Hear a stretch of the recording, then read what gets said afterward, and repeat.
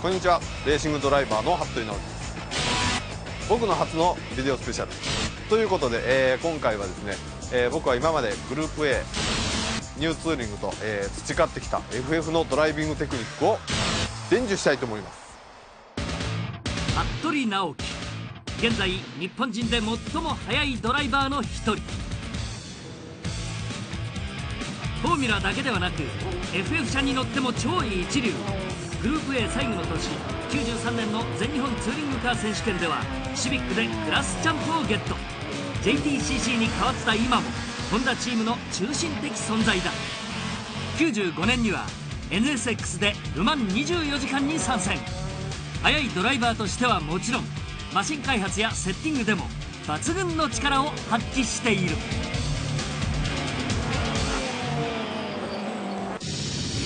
まずは車をスムーズに走らせる。そこでヒル&トーも含めて車と仲良しになろう。シビックで全開アタック。服部選手のスーパーテクニックを完全チェック。 FF 車を理解できなきゃうまくは走れない。ここでは FF 車の特性を分かりやすく解説。普通の走り屋さんのドライビングを例にポイントを検証。もちろん大マジタイムアタックもあり。みんなが悩んでいる FF 車のアンダーの消し方、そして美しく立ち上がる方法を読者2名で大実験。最後は全てのテクニックを結集した超全開アタック。服部直樹 FF 車ドライビングテクニック。レッスン1のテーマは車と仲良しになること。車を自然に操れるようにならなければハイレベルなスポーツドライビングへの道は開かれない。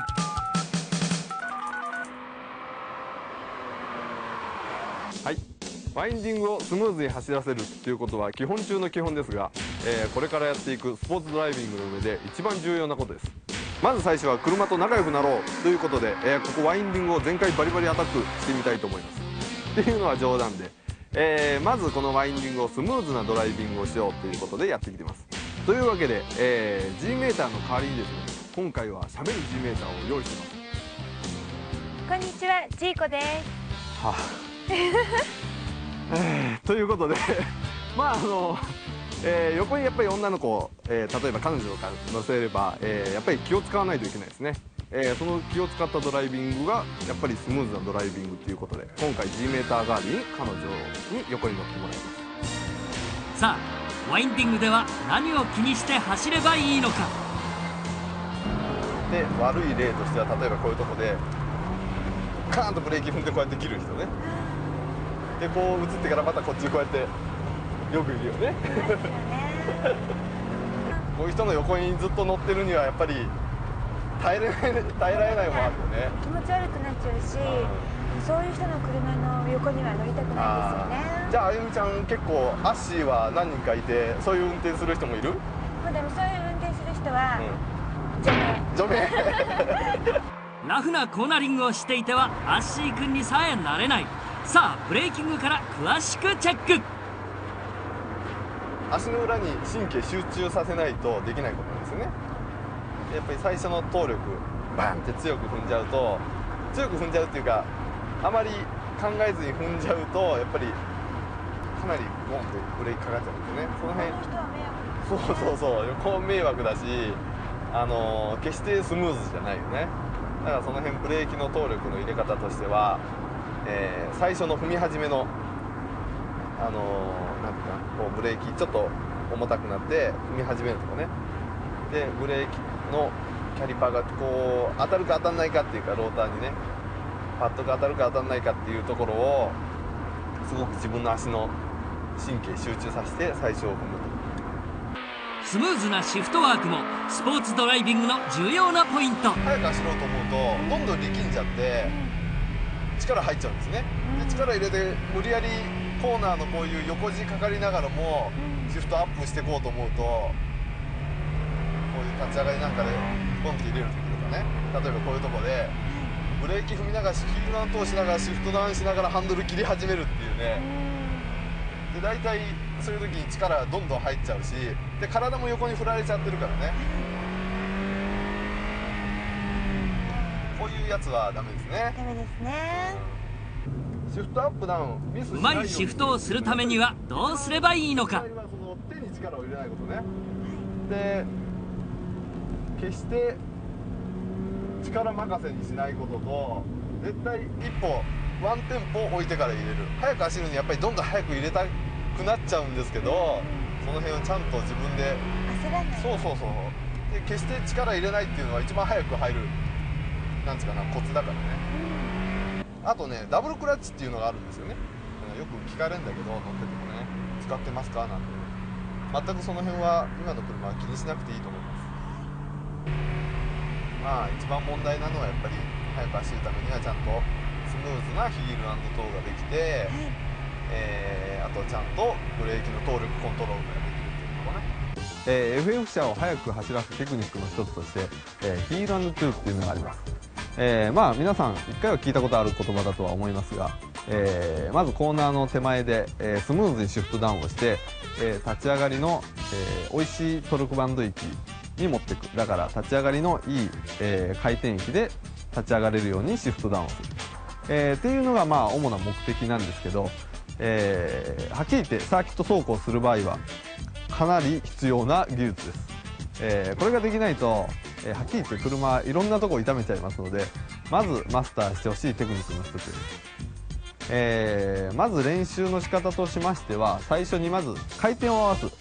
例えば4速で3000回転ぐらいから、3速にシフトダウンした時にどれぐらいの回転域上がるかっていうのをまず自分の車で確認してほしいです。それで、よくまあ信号待ちとか止まる時ですね、まあブレーキを使わずにエンジンブレーキだけでブーンと落としてきて、クラッチ踏んだ時ブーンと1回アクセル上げてまたスムーズにシフトダウンした時に、回転も落ちてくる。ですからヒール&トゥーのアクセル側だけまず練習してほしいですね。でそれができるようになってから、ブレーキのコントロール、先の方でねブレーキのコントロールも、覚えると。でまあブレーキのコントロールを覚える時の一つの、ポイントとしてはブレーキの動力を変化させない、ブレーキコントロールの方をつま先の方ですね。例えばアクセルブンって煽る時に、よくブレーキの動力もそのまま強く踏んじゃう人がいるんですね。だから、例えばコーナーに入っていく時にブンって踏むがために余計車がブレーキかかっちゃってギクシャクしちゃうかなりのドライバーいますので、一つとしては絶対動力をコントロールすることを考えてやると。でその前にはやはりアクセルで回転を合わせている。この2つが、ヒール&トゥーのポイントだと思います。特にそんなきついブレーキを踏まずに一番コーナーの車速を落とすところまでに綺麗に落とすと。そうすると横の女の子も嫌がんないし寝てていいですか？寝てていいよ、けど着いたらなんか変な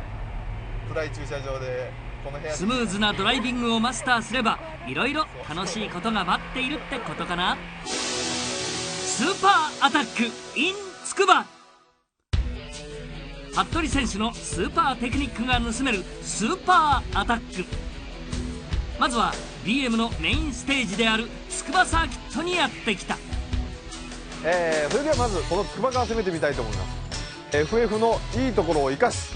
また FF の悪いところを隠し全開アタックしてみたいと思いますので、見ててください。テスト車にはペダルワークインジケータを装着。これで服部選手のマシンコントロールが 100% 分かってしまうのだ。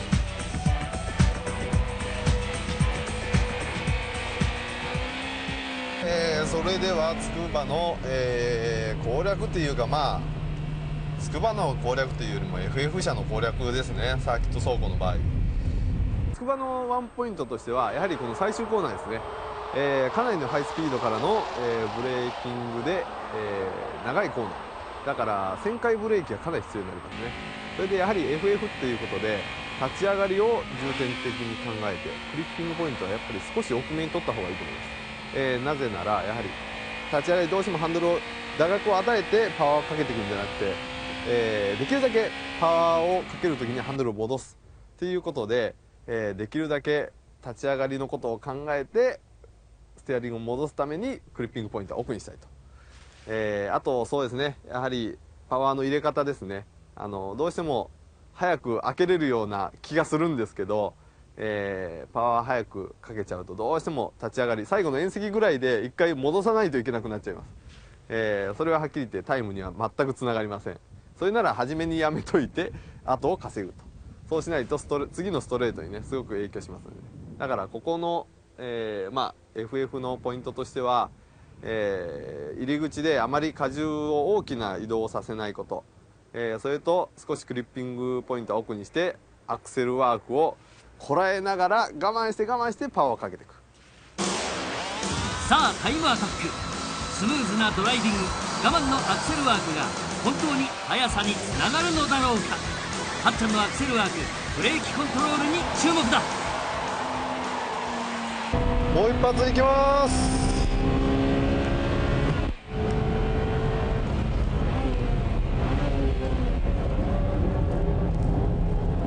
我慢してゆっくり踏んでいくと。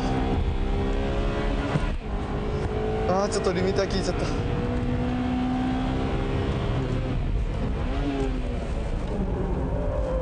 我慢して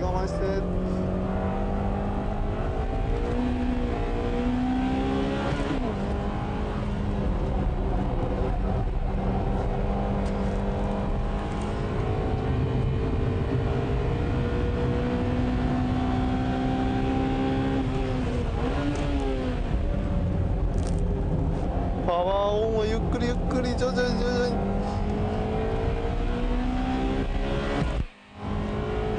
よしここまでは OK。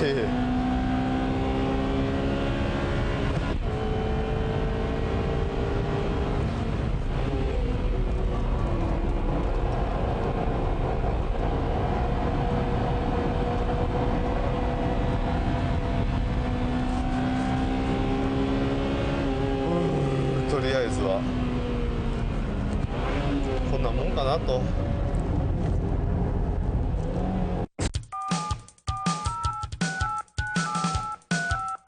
レッスン2のテーマは FF の特性を知ること。相手の性格をよーく理解していないと深い関係になることはできない。まずはよそ見をせず精一杯 FF に詳しくなろう。FF 車を速く走らせるためにですね、一つ頭に入れといてほしいことがあります。ここにタイヤが、2本ありますけど、これはフロントタイヤと、想定してください。例えばハンドルをビャンとこっちに切ります。はい、そうするとですね、外側のタイヤはこうネガティブキャンバーがついて、内側のタイヤはポジティブ、こうなっちゃうんですけど、今ちょっと極端にやってますよね。接地面積はかなり減ります。接地面積が減るっていうことは、グリップが下がるっていうことなんですけど、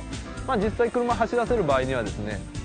これはロールしましてちゃんと接地する、実際にはロールすれば、ちゃんと接地するように車はできてるんですけど、これをですね順番を間違えると、例えばロールする前にハンドルをビャンと一発切っちゃうと接地面積は小さくなって、グリップが下がる。だからハンドルを先に G がかかる前にバンって切っちゃうと、アンダーステアが出やすい、これを一つ頭に入れといてください。まずはスキッドパッドで FF と FR の違いをチェック。今これはユーノスですね。 FR です。例えばですね FR の場合は今ハンドル切ってどんどんアンダーステアから今オーバーステアに変わりましたね。最初アンダーステアが出てて、今これ切ってこいアンダーですね。アンダーステアでアンダーも作ることができれば、例えば今度はパワーをここから入れることによってオーバーステアになりましたね。これ両方作ることができるんですね。 FR の特徴としては、アクセルの踏み方、荷重の入れ方になっちゃうんですけどね、アクセルだけで言うと、アンダーステアも作ることができるしオーバーステアも作ることができる。それでは FF の場合はばどうなるか。さっき FR に関してはパワーをオンすればアンダーでもオーバーでも作れたんですけど、今回例えばここでリアを出してもパワーをオンすることによってはアンダーしか出ないですね。もう一回やりますね。ここで、リアがふーっと出てもパワーオンすることによってアンダーしか出ません。どんどん切っていってもこれアンダーしか出ません。パワーオンすることによってはオーバーステアを作れない。それが FF の特徴ですね。今度はブレーキ特性のテスト。特性を分かりやすく見せるため低ミューロを使用。さあ何が分かるのか。まあ40キロぐらいで、入るときにクラッチを切ってブレーキをかけてみたいと思いますね。クラッチ切ってブレーキ、ロック離してロック離してロック離してロック。まあロックもしやすいんですけど、逆に離せばちゃんとタイヤも回り始めると。それではですね、さっきとは反対にクラッチを切らずに、駆動をつなげて、そのままブレーキだけで、一回ロックさせて、その後ブレーキ離したらどうなるかやってみたいと思います。駆動がつながったままブレーキを踏みたいと思います。ブレーキ、回復しない。エンジン止まったまま。 FF 車の場合フロント荷重が大きく駆動力がかかっているため基本的にブレーキロックは発生しにくいのだが、一旦ロックしてしまうとエンジンも止まってしまうためロックが回復しにくい。はい、それでは FF の、特徴の一つとして、トルクステアっていうのがありますね。パワーをバンってかけた時に、ハンドルが片方に取られちゃう、それあるんですけど、実際近頃の車っていうのはあまりないです。正直言ってこういう普通のミューでパワーかけてもハンドルまっすぐ行きますね。大体今の車っていうのはほとんどはね、その辺は、まあ出る車ないですね。昔の車はね、昔の FF っていうのはかなりトルクステアが出てたんですけど、まあ今回の実験のためにね、こういう低ミューロでこういうとこからパワーをかけてみます。ハンドル離してパワーをかける。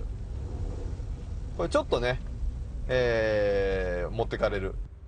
しかしこれが LSD 付きの車になると答えは違ってくる。もちろんこのような路面は他の駆動方式でも難しい状況ではあるのだが、駆動輪と操舵輪を共用する FF 車の場合特に気をつけなければならない。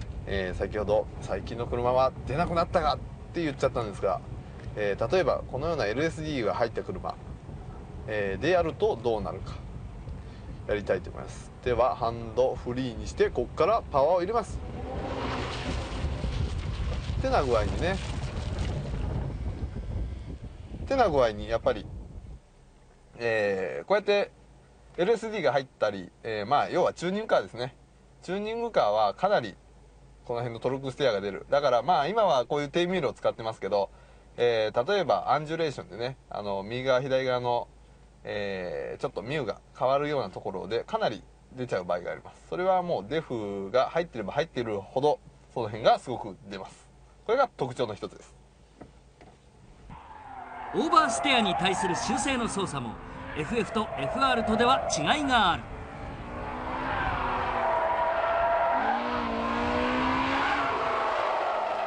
はい、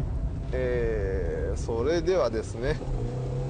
FF の特徴であるパワーをかければリアが止まる、それを利用して走ってみたいと思います。これぐーっとスラロームしてリアが出てもパワーかけると止まる、パワーかければ止まる、パワーかければ止まる、パワーをかければ止まる。これをやってほしいです。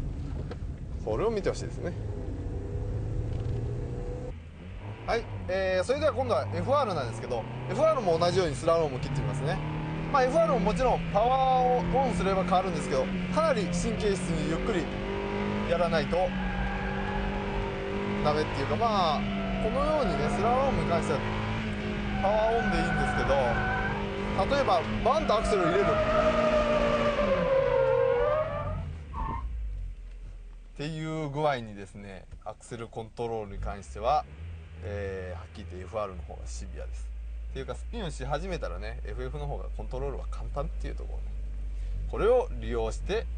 FF を速く走らせてみたいと思います。スーパーアタック in 恵比寿西コース。スーパーアタックのセカンドステージは恵比寿サーキット西コース。はっちゃんはこのコースにどう FF の特性をマッチングさせていくか。今度は、恵比寿サーキットの西コースに来ています。まずここのサーキットの特徴としては FF で一番不利な上りのコーナー、それに、2足を使う低速コーナーですね、それが連続するということで、ここをどう攻めるか見ていってください。はい、それでは、恵比寿西コース行ってみたいと思います。車はホンダのシビックですね。恵比寿のここの1コーナーは大変難しいです。ブレーキをギリギリのところ使わないと、はっきり言って荷重が片方にかかってますからね。最大のポイントです。ここ入り口かなり行けるんですけど、逆に立ち上がりはゆっくりトラクションかけないと空転しちゃう。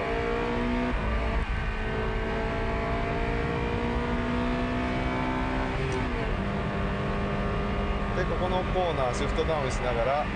初め減速するブレーキ、これ曲げるブレーキ、この2つ分けて考えるよね。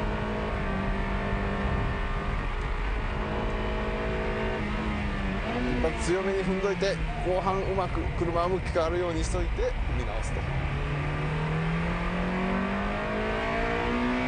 このステージでは一般ドライバーにありがちなミスを見るために大きなモルモットを用意してみた。よろしくお願いします。車はタイヤとの会話だからよく話し合ってみます。GTR でサーキットを走っている藤田。 FF と対話できるか、はっちゃんが後ろからチェック。編集部の藤田選手、の走りをダメですね。そんなとこ行っちゃダメですね。まずピットから出た瞬間インベタ、これをまず守ってくんないとね。はい、ここが、最大の難関の上りの3コーナーです。早くインにつきすぎていくとこんなとこでアウト出ちゃうとそれはパワーかけれないよね。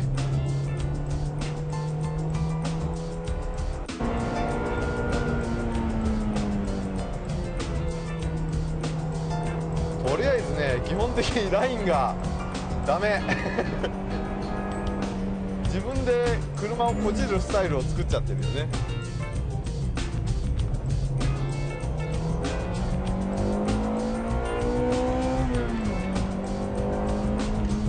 危ない危ない危ない危ない危ない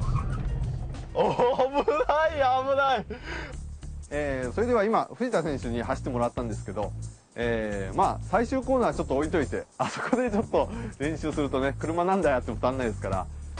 あそこは置いといて FF に一番苦手な、上りのコーナー、ここの西コースの3コーナーを、まず研究してみたいと思います。まずずっと入り口、ターンインの姿勢を作るとこから上りコーナーになってますよね。上りっていうのはやはりブレーキで前に荷重がかけにくい、それともう一つ、見てもらえば分かるんですけど、車が横向き、入り口で横に向けば向くほど、バンクになるんですよね。カントがついてるコーナーと同じになっちゃうんです。っていうことはやはりグリップレベルが上がるということは、リアをうまくそっちに向けたくても大変向きづらい。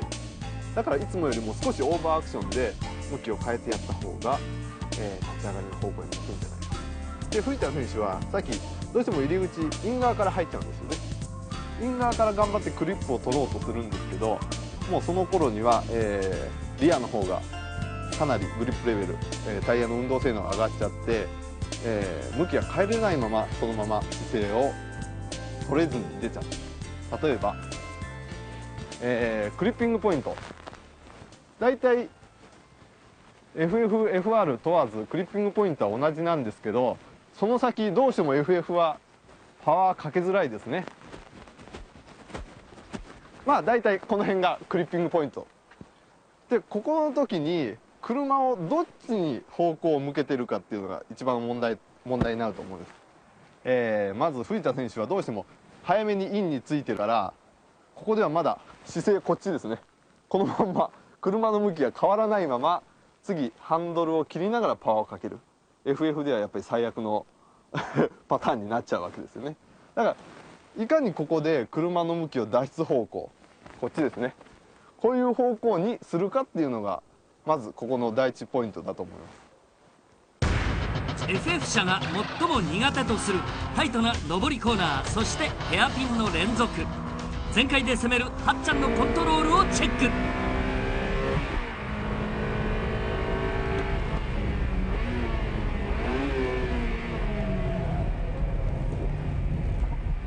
クリアアクセルを上げてかかないように、空転しないように。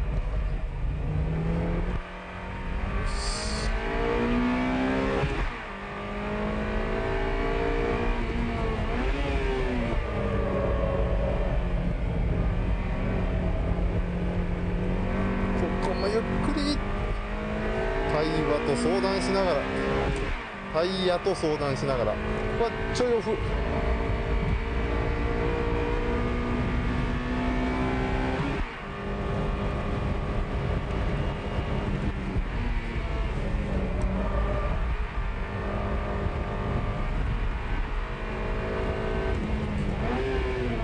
で最後はちょっとインカット気味でいいから、よし、ここまで結構まとまってる。よ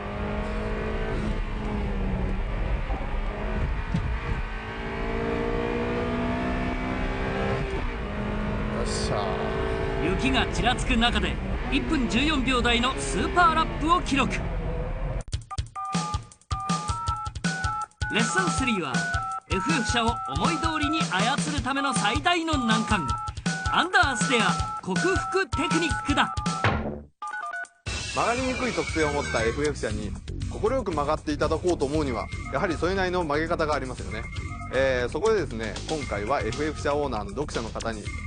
その辺のどうやって曲げてるかっていうところを、ちょっと実験していただきたいと思います。お名前は？ミノルです。ケンです。2人合わせて実験です。実験台として登場を願った徳江君と原田君は日光サーキットで開催される壮行会でのライバル同士、どちらが先に服部塾を卒業できるか。実験その1、テーマはスピン。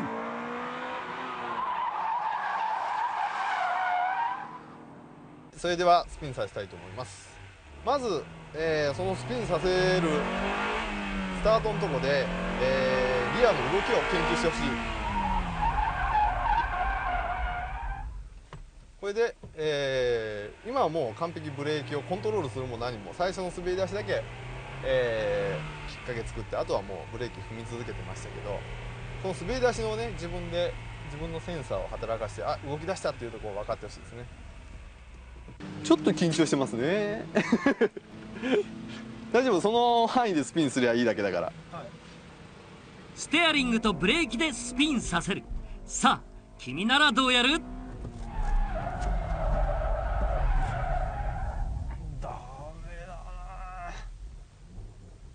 いろいろ試したんですよ。うんまずブレーキをある程度踏んでハンドル切ってスピンするかどうかと、うんブレーキを思いっきり踏んでうんハンドル切ってスピンさせるかどうかと、うんであとはブレーキ踏んである程度車が曲がったらうんブレーキ離してうん車の頭を後ろに向けるようにしてその後ブレーキを踏んだりとか。なるほどね、狙い通り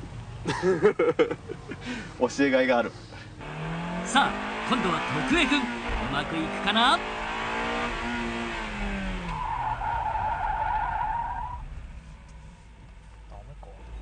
今みんな見てると、まずまっすぐ行ってブレーキを踏んで前に重心移るでしょ、荷重が前に移って、でそこから横に切ってるのね。ということは前でサスペンションもうストロークしてない状態で、そこから横に G っていうか荷重移したくてもスペンションもう縮んじゃってるから、なんていうかそこから横にはすごい行きにくいっていうか、だからアンダーしか出ないのね。でこっちのタイヤの方、右の前に荷重が乗んないままアンダーのまま飛び出したで、それを逆に横に重心を移しながら前に入れてやる。先に横に移す。でもちろんよっこいしょよっこいしょってやるんじゃないよ。自分でその辺はすごく自分の G センサーを働かして横に動いたそのなんていうかな切り始めて車が横に動くよね。でロールし始めたそこを見計らってブレーキを入れる。そしたら簡単にギアが回る。わかる？わかる？じゃあ次俺横に乗って、今の方向としてねハンドル切ってからブレーキ。でもちろん今言ったように1個ずつ分けちゃダメだよ。ハンドル切って横にしょってブレーキじゃなくてそれを自分でセンサー働かして横に G が乗ったかなって思うぐらいにブレーキで前にそれを舵を移す。ではもうこっちのタイヤすごく軽くなっちゃうからふわーって回り始める。で今回とりあえずそこで1回回してみましょう。でそこまでまずやってみましょう。はい、いいよ5回だからね、はい、一発でできたらもうグー。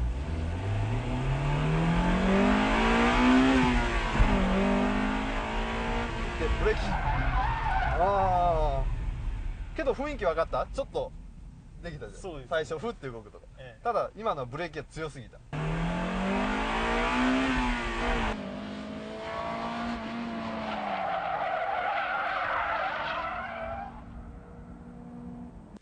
オッケー。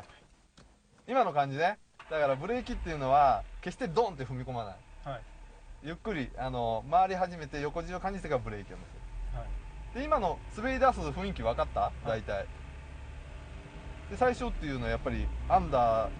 ブレーキガンって入れてからハンドル切ってるから、どんだけ出してもアンダーしか出ないよね。グーグーグー。一番よくやりがちな勘違いのところですよね。ブレーキガンって入れてハンドル切っちゃう。でやっぱり車っていうのはサスペンションがついてそれの動きでかなり、コントロールするもんですからね。自分で車のそのロールをコントロールしないとダメだよね。だから曲げるために「いいや!」とかじゃなくてちゃんとどこに重心がいってるかっていうのを考えて乗る。それが一番大切です。車速をちゃんと乗せて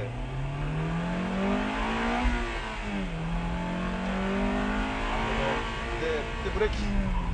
よしもっと今かなり雰囲気分かった？リアがふわーっと出てきた。はい、で分かりました。あそこでそのままですか？それともブレーキは抜いていくんですか？今回はまず回さないといけないから車を回すっていうことでブレーキを強く、でとりあえずは今はやっぱりねもう少しハンドルを強くっていうか横軸をもう少し与えないと。もうちょっと切っていいんですか？もうちょっと切っていい。スピード乗せてそうブレーキよしよしよしよし OK。 とりあえず第一段階としては、OK です。できるようになりました。最初のスピンができない状態からとりあえずスピンに持っていけると。で今からはもう一歩。今分かった？スピンできるよね。で今あそこにパイロンが置いてあります。今度はきっかけはあそこからスピンさせる。さっきはもう自分の好きなとこまで行って車速乗ったなと思ったらスピンし始める。今度はあそこを使ってスピンさせるんだけどスピンさせながらも今度は方向としては直角90度の方向で車を止める。わかる？さっきはブレーキも回り始めたらあとブレーキロックさせちゃって車の行く方向に回したけど今回はブレーキ抜かないことには90度にならないからね。車の向き最後ふーっと滑り出したやつを利用して向きは変えるんだけどその後抜いてコントロールする。それをやってみたいと思います。その前にちょっとブレーキのコントロールの練習として一つやりたいことがあります。はい、それでは服部直樹のアッシー君講座じゃないですけどとりあえずブレーキのテクニックとして、よく街角でもねできることなんですけど、信号なんかで止まるときに最後止める最後の瞬間どうするかっていうのをね、ちょっとまず一つ最初悪い例からやってみます。じゃあ私が審査します。はい、お願いします。加速していってこの辺からブレーキ踏んでアッシー君除名です。アッシー君除名ね。不合格です。わかりました最後ね止まって車ちゃんと止まるんだけどその後ドンと強く来るね。これはもうブレーキをそのまま踏みっぱなしで離さない。で離さないとやっぱりそのまま最後までグーってブレーキはね動力が一定だから、止まった瞬間にやっぱりお釣りくるよね。じゃあそれではちゃんと、その辺を踏まえてやってみたいと思います。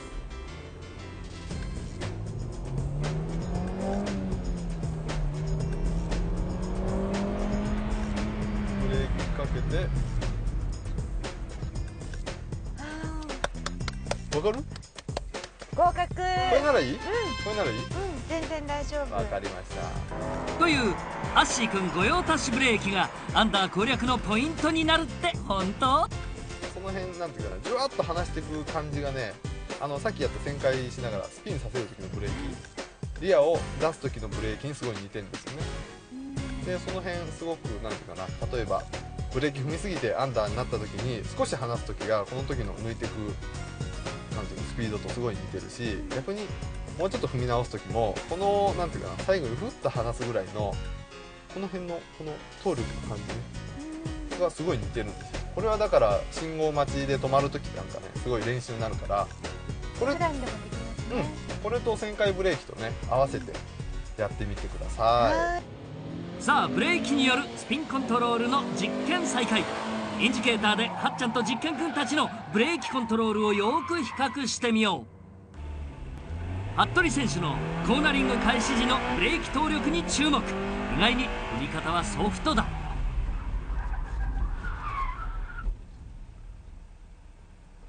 てな感じですね。まあ最後ちょっと車ロックしちゃいましたけど、進行方向に対して今直角に止めたわけです。今度はリアがやっぱり、前荷重入れて、まあ、いわゆるタックインというやつですね。リアが不安定になって動いたところをブレーキを離しながらコントロールして、スピン状態を今度はブレーキを離して荷重を前にかかったやつを逃がしながら止めると。例えばパイロンが、サーキットでいうクリッピングポイントになるつもりで、あそこまでにクッと向きを変えるつもりで、さっき言った信号で止まる時のブレーキね、ああいう感じで抜いてって、それでもってちゃんと行き過ぎちゃったら土手落ちちゃうからねそこを考えて、じゃあ行きます。よし、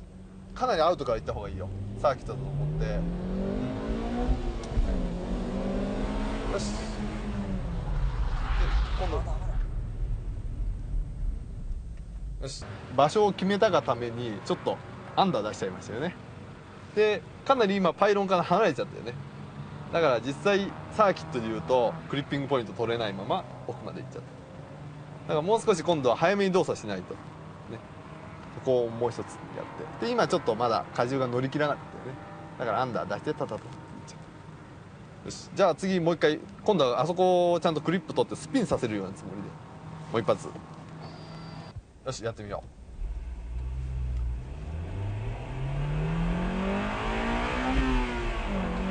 よし、でブレーキ抜け、ブレーキ抜け、ブレーキ抜け、もっと抜け、よし、ブレーキ止めろ止めろ、 OK OK、 だいぶできましたね。今ちゃんと入り口でターンインで前に荷重乗せてリアを動かして、その後ブレーキを抜いたと。でただ今ちょっと車速的に途中の車速が遅かったから勝手にちょっと車が止まったところもあるんだけど、趣旨としてはグー、かなり彼もブレーキ抜いてコントロールしてですね、いいね、すぐ覚えてくれるとね。けどみんな覚えられると俺ら仕事なくなっちゃうからさ、このくらいしてもらわないとね。まずステアリング、原田君に交代。よし切っていい。でブレーキで今度コントロール、ああ回っちゃったな。まあまあ1回目としてはまずはちゃんと車の向きを変えれたからね。ただパイロンからはかなり離れてたから、その辺も次ちゃんとパイロンに近づいたところを通って道に直角で止めると、多分次ぐらいできると思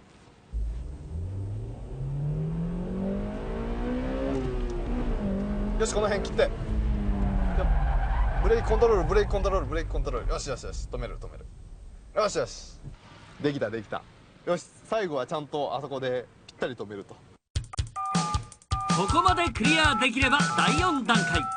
スピンの挙動をコーナリングに結びつけるコーナー立ち上がりのテクニック。にっこり笑って立ち上がれってそんな意味じゃないと思うよ。実験のために用意されたコースはフランク上に設定された S 字コーナー。まあ1つ目リアをふわっと出して、で一旦加速してリアに荷重を乗せて、次右に曲げるためにハンドル切りますよね。それと同時に今度またパワーオフしますね。今度はさっきの1つ目よりも大きいぐらいのお釣りっていうかね、右側から左に荷重が移ります。となると2つ目の立ち上がりがかなりさっきよりも、スピンしやすい状態になりますね。それをパワーでコントロールする、カウンターもやっぱ必要になってきますね。じゃあいきます。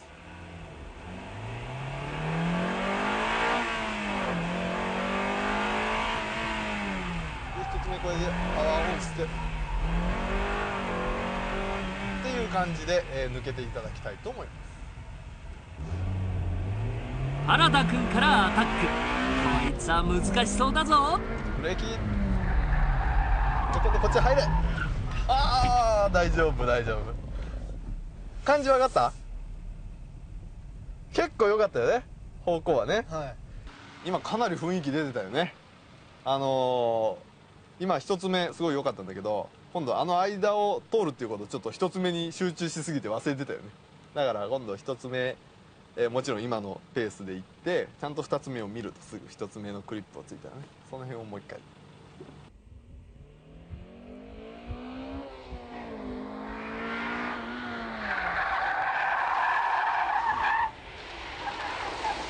今ちょっとさ最初の決まりすぎちゃってるから、けど雰囲気わかるでしょ。今パイロンは通ってないけど、あれをもうちょっと自分で今度真ん中をコントロールする。真ん中でキャーって今どうしてもアクセル踏んでる時に、こっちに G が行きっぱなしだったから、ふって移すとこをさ自分でコントロールしない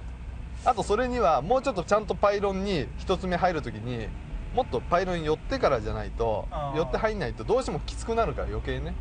なっちゃうけど感じはああいう感じ。ちゃんと1つ目のクリップを取ることね、頑張って。さあ今度は徳江がアタック。ブレーキ乗せて、でアクセルオン振って、感じとしてはいいけど今ちゃんと通過しました。けどねちょっと車速的に遅かったな。だからどちらかっていうとリアを、自分の意思で出してっていうよりもコーナーになっちゃったね。で今回に関しては、その辺ちゃんと荷重を入れてリアを出してやる。でそれをアクセルで止めるっていうところに関してはちょっと車の性能で今走っちゃったから、もう少し車速を上げてもう少し今回はリアを動くようにやってみたいと思います。よし、まあ最後だからもう思いっきりやってみよう。いいから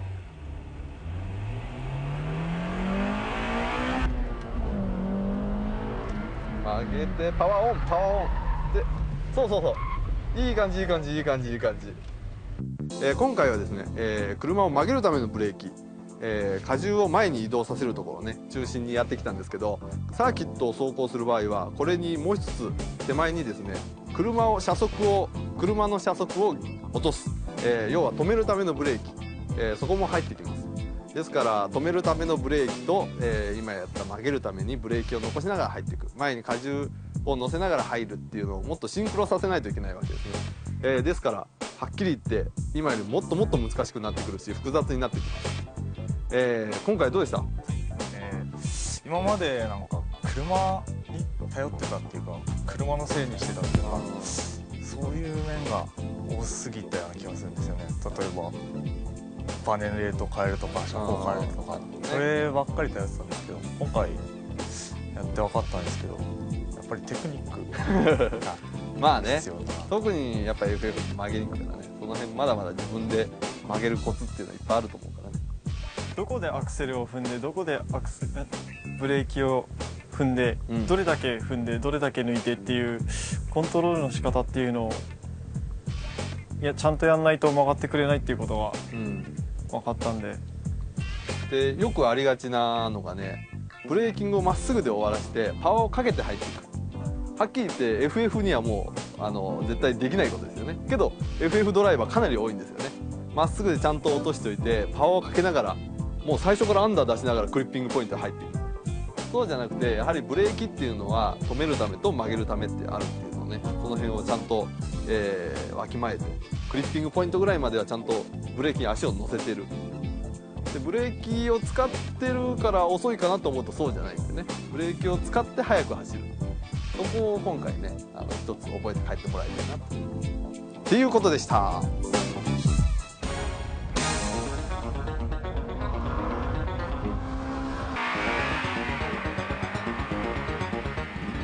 減速のためのブレーキ、曲がるためのブレーキ、加速のためのアクセル、安定させるためのアクセル。ブレーキもアクセルもコントロールの仕方によって車の挙動に大きな影響を与えることが分かったはずだ。ジムカーナコースで特訓したコントロールが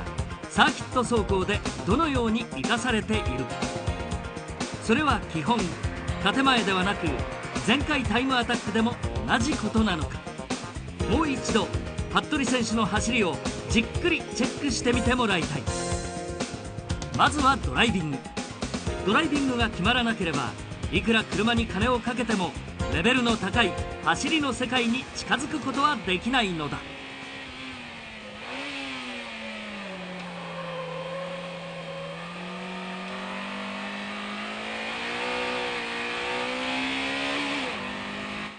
スーパーアタック in 恵比寿東コース。スーパーアタック最後のステージに選ばれたのはここ恵比寿サーキット東コース。たった2キロのコースに67メートルという標高差を持つ山岳コースだ。はい、最後は恵比寿サーキット東コース。ここを私のテクニックの全てを使って、全開アタックしてみたいと思います。ここのサーキットの特徴としては、やはり下りからのアプローチで入るコーナーが多いということは、リアがただでさえ不安定になるのに、そこをオーバーアクションで入っちゃうとスピンしちゃいます。だからその辺リアのコントロール、ブレーキを使って、いかに、姿勢を乱さずに入るかっていうのをね、そこをポイントとして走りたいと思います。ファイナルアタックには世界最速の FF 車インテグラ R を起用。ヘリカル LSD 付きのスーパーチューニングマシンを服部選手はどう操っていくか。ここの1コーナーはまず上りからのアプローチと、クリップ付近でも、かなりカントがついてまして、グリップレベルもすごくいい状態なんですけど、ここから先パワーをかければかけるほど下りに行くわけですね。ですからそこをちょっとアクセルの開け具合をコントロールしないと、思ったより自分の車は外まで行っちゃう。そうすると次のコーナーのアプローチもうまく取れないと。だからどちらかというと、ここは立ち上がりのパワーの方を注意して開けていくこと。それでは1コーナーですけど、アプローチはいいですよね。でここから気をつけることはアクセルオン。ここはちょっと下りになってきますから、ここのアクセル気をつけて。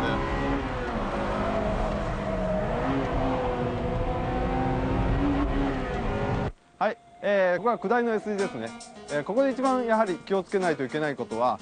ブレーキング時に姿勢を乱さないこと。ですからどちらかというと長めのブレーキでリアをコントロールしながらアプローチをする。その後アプローチ1つ目のクリップについた後すぐ目を2つ目に移す。よくありがちなのが1つ目はいいんですけど、2つ目のクリップが取れずに膨らんじゃうっていうことが、多いですので、この辺1つ目のアプローチラインが決まればすぐ2つ目を見る。ここはそれがポイントだと思います。車が変わっても攻略のイメージは同じだ。こ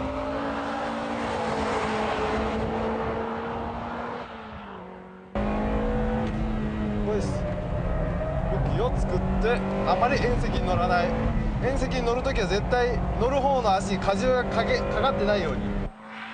縁石に乗る足に大きな荷重がかかっていると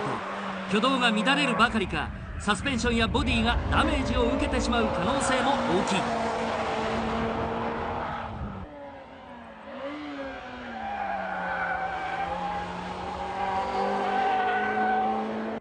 ここは下りのヘアピンになるわけですけど、ここで一番大切なのがやはりブレーキングですね。下りからのブレーキングっていうことで、強い動力ドンと一発目入れるとどうしてもロックしちゃいます。そこでやっぱり下りは、どちらかというとじゅわっと踏んでいく、最初の動力をコントロールしながら、強く踏んでいくっていうブレーキが大切ですね。あとここはちょっと、下りのヘアピンなんですけど、関東がすごくついてるコーナーなんですけど、一般的に、こういう下りのコーナーっていうのは、車がコーナーに入っていけばこっち方向で例えばアングルがついちゃいますと逆バンクになっちゃうわけですね。ですから、少し、余裕を持ってイン側ちょっと、いつもよりもイン側のラインから入って少しインを舐めながら出ていく、基本的にはそういうラインがいいと思うんです。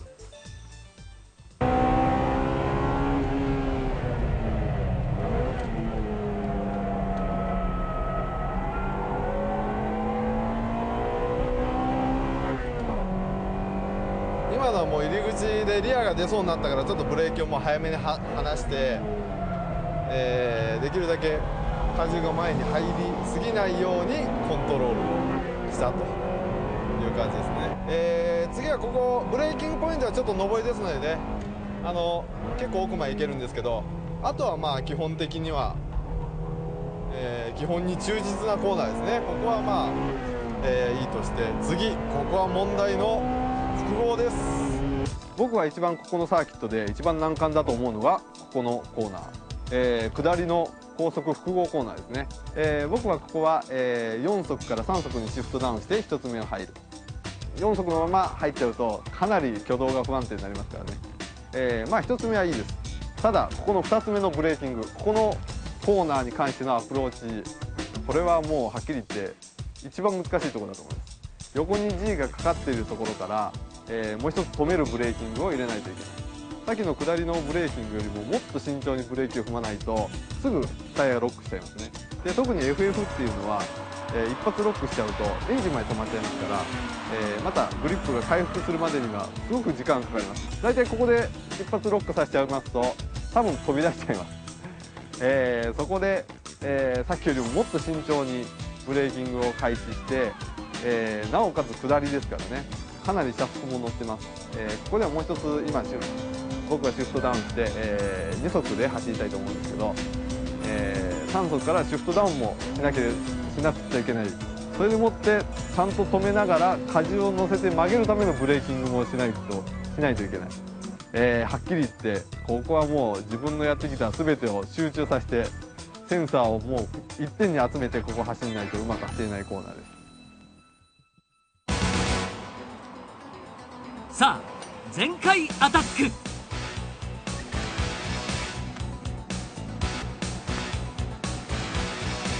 マジにいっちゃおうかな。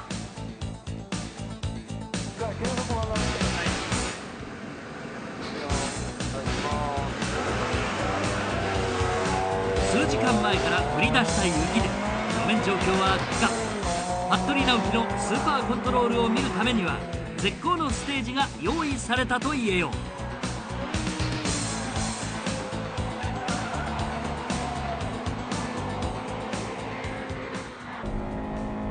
ほんじゃまず一発いってみます。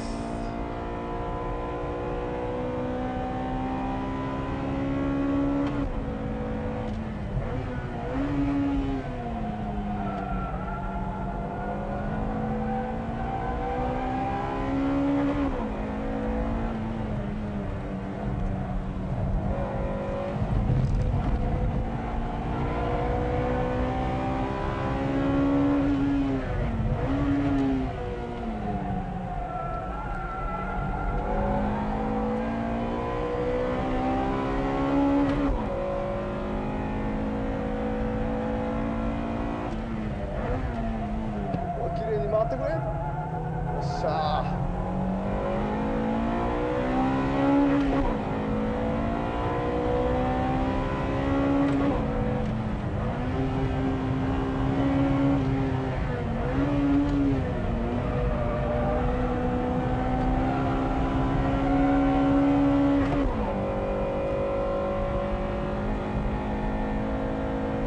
登れ。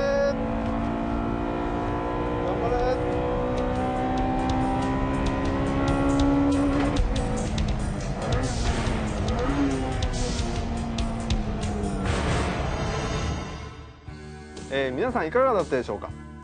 今回ですね、FF をまず速く走らせる前にスムーズに走らせるっていう、もう一つは、うまく速く走らせる、そのためのヒントを僕は中心に言ってきたつもりです。しかし、FF、FR、駆動方式の違いによって、ドライビングの違いっていうのは多少あるとは思いますが、